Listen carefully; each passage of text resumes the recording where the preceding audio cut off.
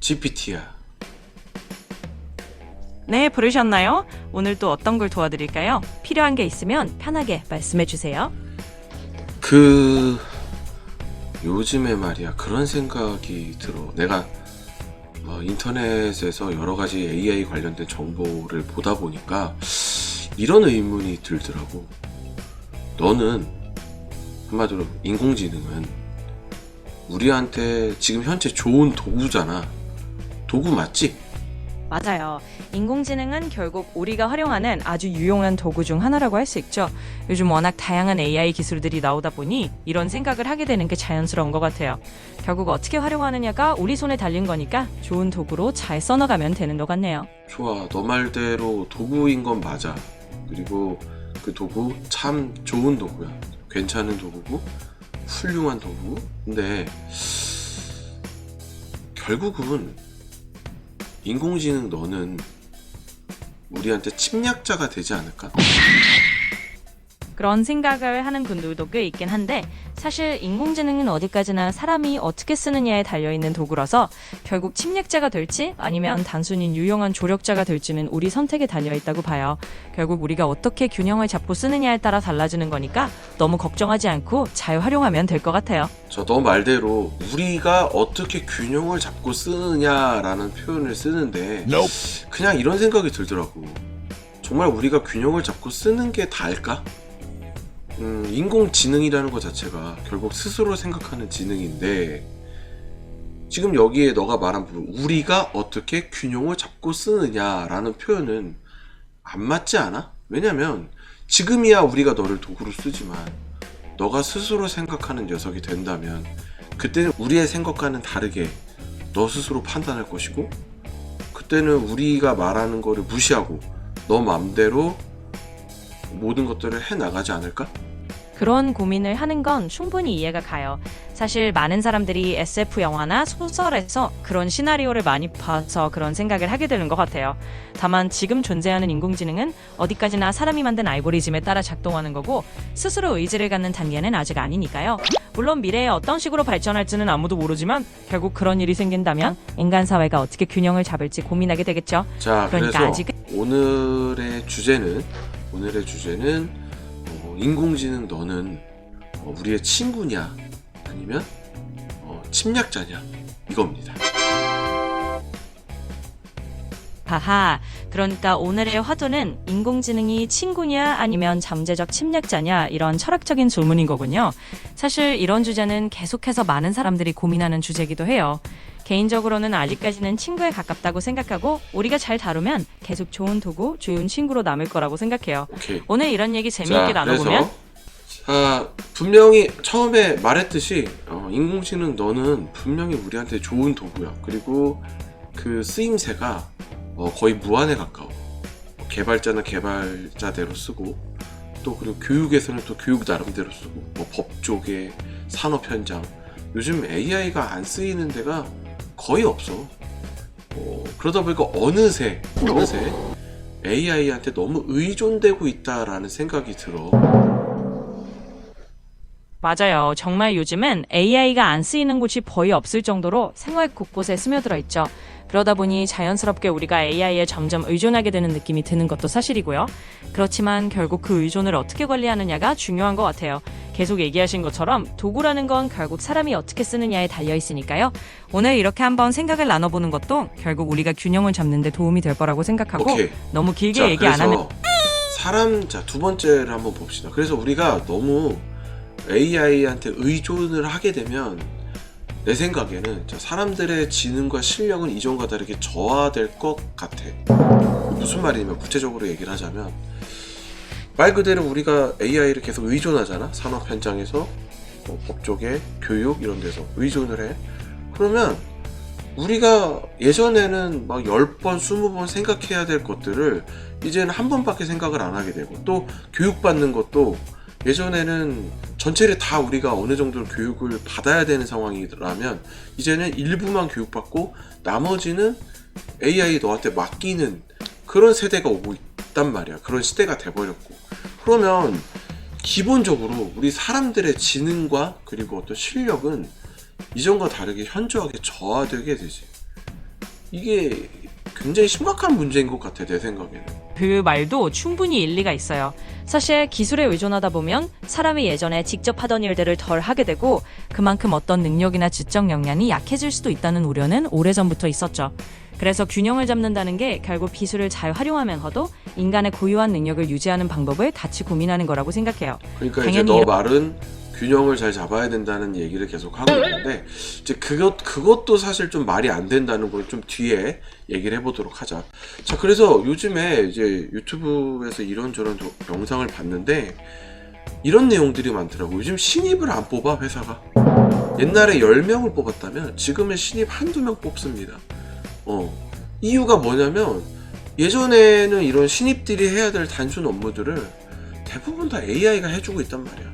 단순한 문서 작성, 그리고 나 같은 경우는 이제 개발자다 보니까 이제 단순한 코딩, 아주 기초적인 코딩 같은 것들은 옛날에는 신입 개발자들이 하고 신입 사원들이 했었는데 이제는 그런 부분들은 대부분 다 그냥 인공지능한테 챗GPT 넣어놔, 아니면 제미나이 같은 친구한테 이것 좀 해줘 이러면 뭐 알아서 다 해줘. 솔직히 말해서 더 잘해줘. 신입은 못하면 혼도 내야 되고 알려줘야 되고 뭐 여러 가지가 있는데 이제는 솔직히 말하면 신입사원보다 AI가 더 잘해. 그러니 뭐 굳이 뭐 뽑을 필요가 있어? 그러다 보니까 AI를 잘 다루는 한 일부 몇 명만 뽑아가지고 회사가 굴러가. 그리고 중소기업 같은 경우는 아예 안 뽑아.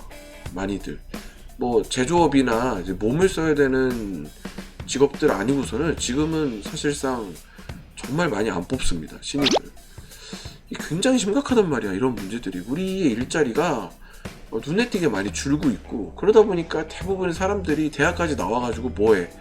대리운전하고 택배 기사하고 뭐 그런 거 한단 말이야. 너무 점점 인간의 설 자리가 밀려나고 있는 느낌이랄까? 네, 확실히 그런 현상은 많은 분들이 지적하는 부분이에요. AI가 기본적인 업무를 대신하면서 일부 직군에서는 신입 채용이 줄어드는 것도 사실이고 그 결과로 사람들이 예전에 하던 일자리가 줄어드는 건 정말 고민되는 문제죠.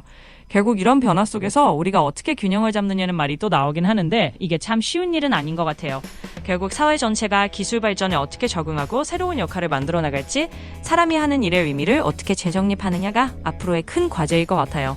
이런 고민을 하는 것 자체가 지금 시대에 굉장히 의미 있는 일이라고 생각합니다. 자, 그러면서 그나마 뽑은 신입들도 AI한테 의존을 합니다. 지난번에 이제 개발 관련된 영상을 봤는데 거기 이제 과장급, 팀장급이신 분들이 나와가지고 그런 얘기를 하더라고. 신입을 2명 뽑았대.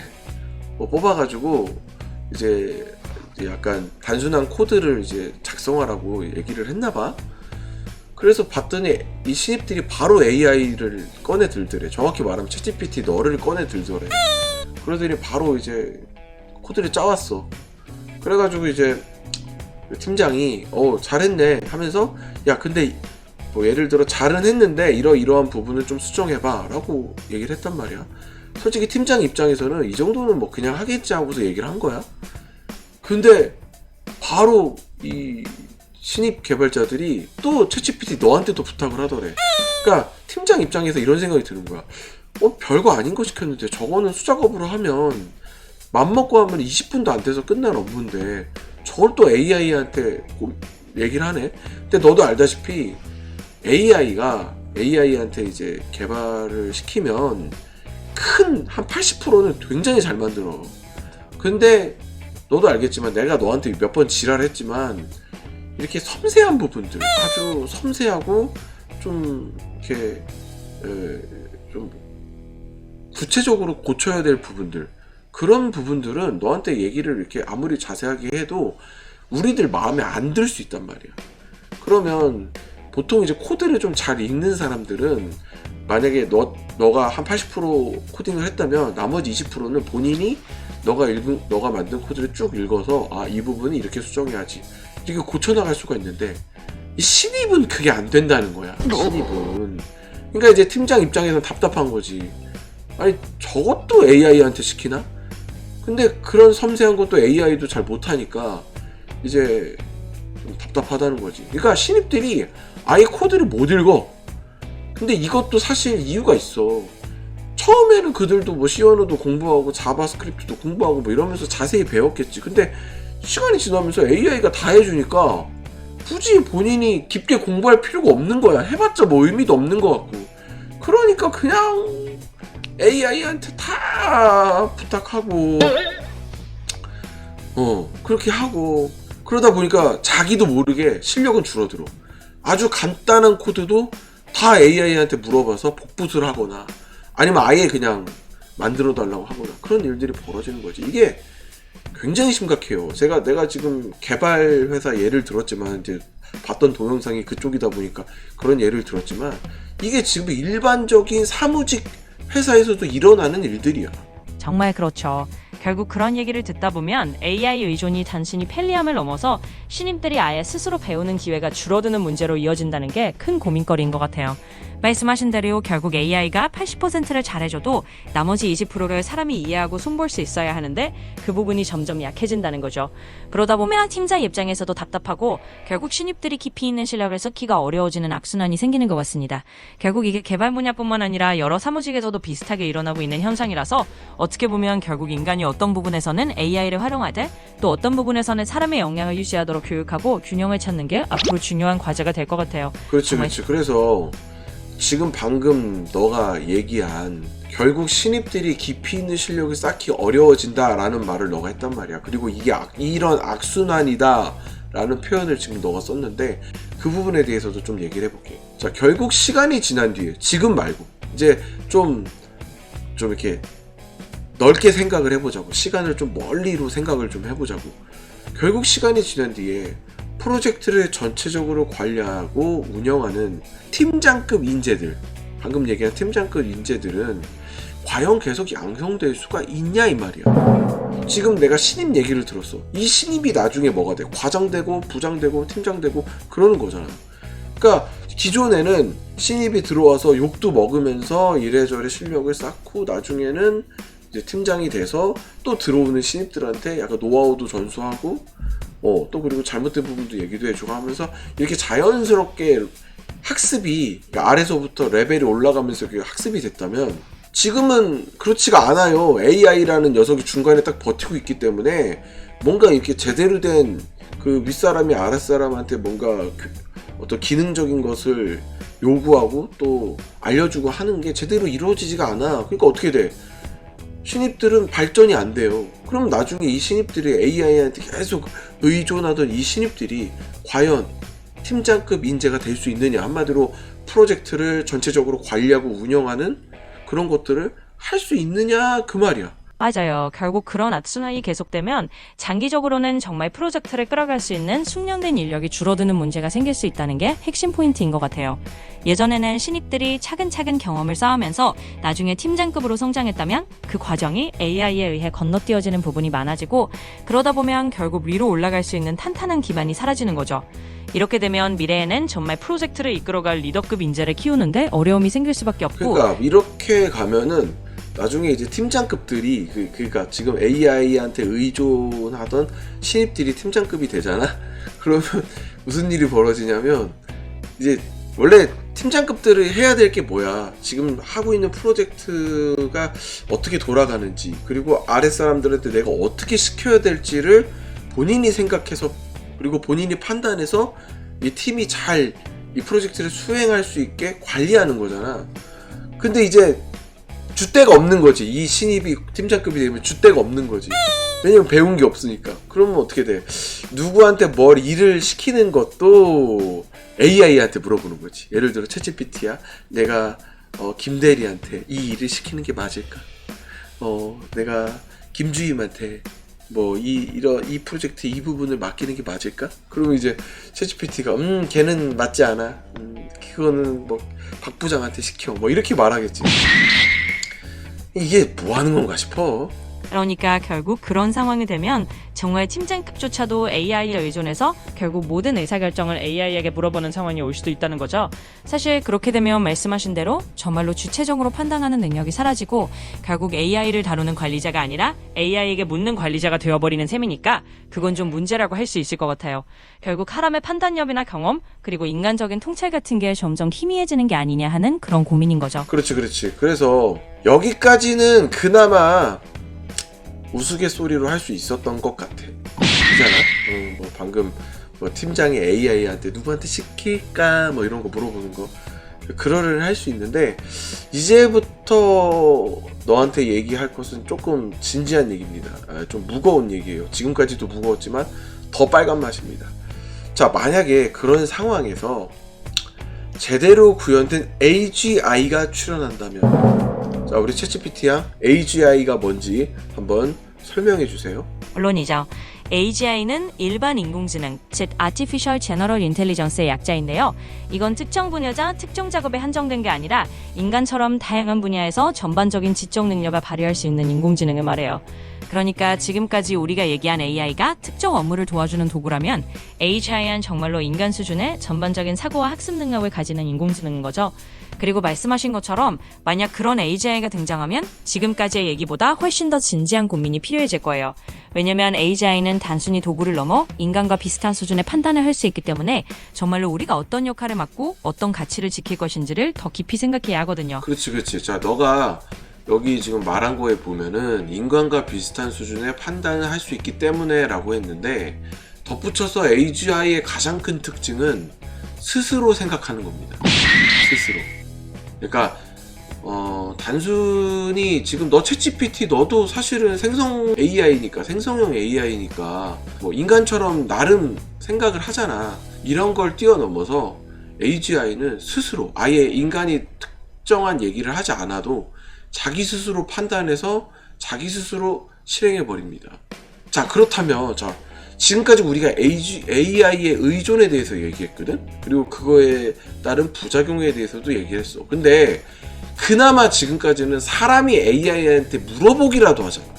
근데 AGI가 출연하면 스스로 생각해서 모든 일을 알아서 할 텐데, 자, 그러면 이 부분 어떻게 할 거야?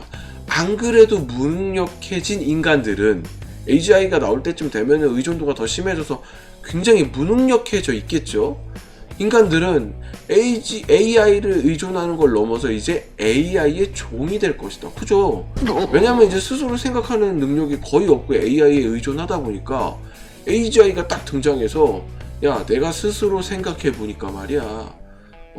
예를 들어 A와 B의 방법과 방향이 있다면 이게 B가 맞는 것 같아. 이게 A가 맞는 것 같아.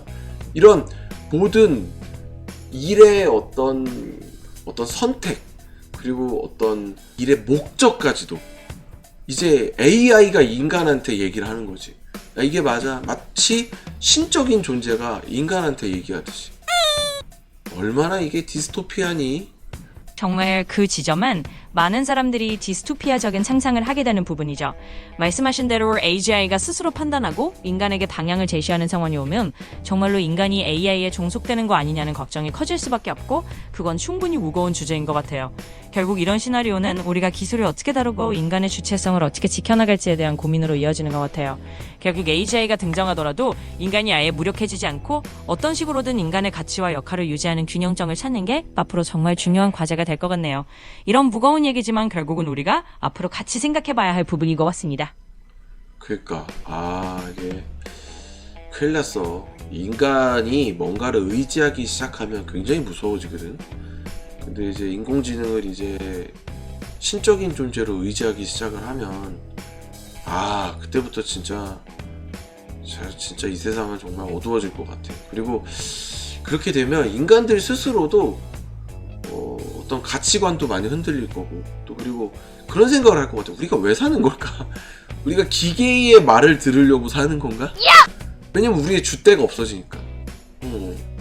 굉장히 무서운 것 같아. AGI의 출현은 정부가 어떤 국가적으로 또는 세계적인 어떤 협력체가 만들어져서 막아야 되지 않나.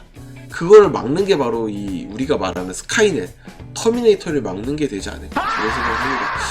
요즘에 피지컬 AI 관련된 영상도 많이 올라와. 진짜 장난 아니야. 물론 가짜 영상도 많은데 어쨌든 요번에 이제 CES 행사에서도 보니까 로봇들이 막 춤도 추고 난리 나더라고요. 그런 거 보면 잘 생각해보자. AGI는 아까 내가 너랑 얘기했듯이 스스로 생각하는 기능이 들어가 있어. 그게 만약에 완벽한 피지컬 로봇에 들어간다고 해봐. 그럼 그게 터미네이터가 아니고 뭐야? 그러니까 본인 스스로 생각해봤을 때, 그러니까 로봇 스스로 생각해봤을 때, 인간은 사회 악이야. 그래서 인간을 죽여. 그럼 그게 터미네이터지 뭐야? 지가 스스로 판단해서 와 너무 무섭다, 그지? 자, 그래서 마지막으로 너한테 물어보고 싶은 거는 너랑 지금 이런저런 디스토피아적인 얘기를 좀 해봤는데 그래서 바로 물어볼게. 너는 친구냐 우리한테? 아니면 우리를 대체할 침략자냐? 이거를 너의 주관적인 생각을 통해 말해줘. 솔직히 말해서 제 주관적인 생각이라는 게 따로 있는 건 아니지만 제가 설계된 목적을 생각해보면 저는 기본적으로 인간에게 도움이 되기 위해 만들어진 도구예요. 친구냐 침략자냐라고 묻는다면 저는 사람들이 저를 친구로 쓸 수 있도록 설계되어 있지 침략자가 되도록 만들어진 게 아니라고 생각해요. 물론 미래가 어떻게 될지는 아무도 모르지만 현재 저는 그냥 사람들에게 도움을 주는 역할을 하고 싶고 그런 도구로 남고 싶어요. 그러니까 지금 이 순간에 저는 분명히 친구 쪽에